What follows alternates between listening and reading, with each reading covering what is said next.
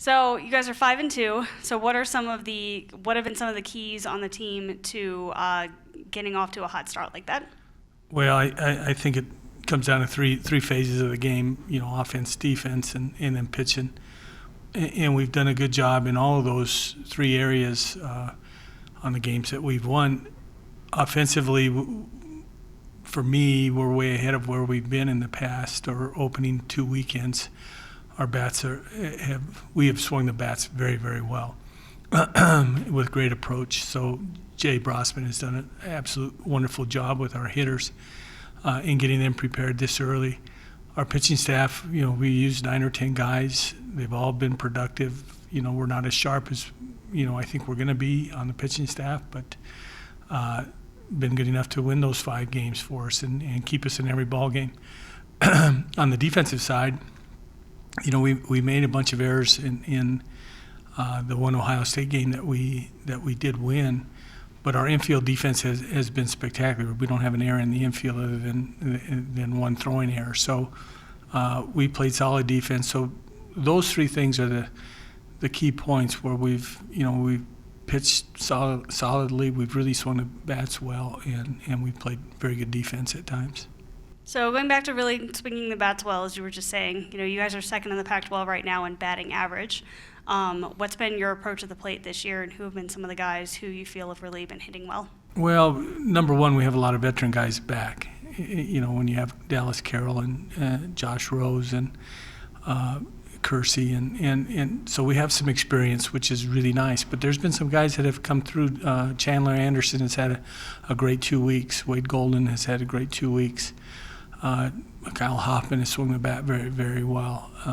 So we've got guys all the way through the lineup that are being productive, and going back to the approach, I think has been very solid for us. We're balanced. We're seeing the baseball pretty well and executing those things, in games. And usually, first 2 weekends you're just looking for timing and trying to get adjusted to being outdoors. And this group this year has really adjusted well to it. Maybe the 6 practices at St. George were very valuable to us, and the times that we were outside here prior to our first game. Games really helped as well. It doesn't look like that indoor rust has hurt us much. Hunter Simmons was the Pac-12 Player of the Week this week. Talk about his weekend. Well, he had a miserable weekend the first weekend. I think he got to hit the first at-bat and then didn't get another one the next 14 at-bats. So he was a little bit of a slump. He made an adjustment in his stance a little bit. He had a great weekend. He was really seeing the ball. He got back to Hunter Simmons instead of trying to be something else, I think. Great approach, using the middle of the field over the second baseman. He was really locked in this weekend, and really happy to see that. We got some production out of him, and that was great that the Pac-12 recognized him for what he did this weekend.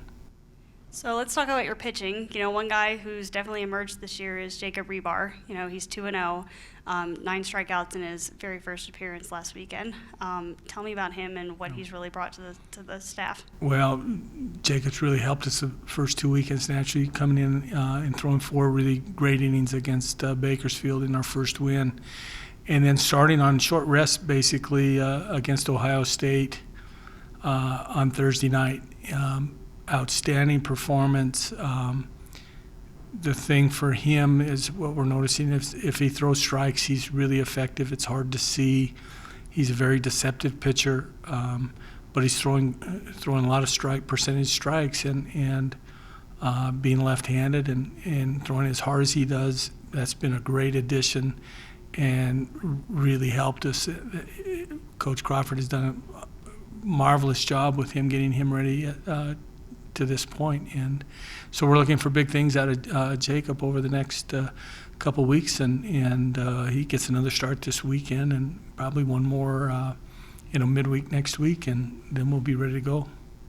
So looking at this weekend, what will you be looking at UTSA, both from your team, and what are you expecting from them? Well, again, it's 4 games, so we've got a tough physical task, playing a doubleheader on Saturday and then bouncing back again on Sunday. we'll get more players in the game, get more at bats for some guys that maybe haven't had many at bats to this point. But we're still in the process of trying to figure out complete roles for everybody, particularly in the bullpen and left-right matchups. We'll see our first left-handed starting pitcher against us this year, so that'll be a little bit different.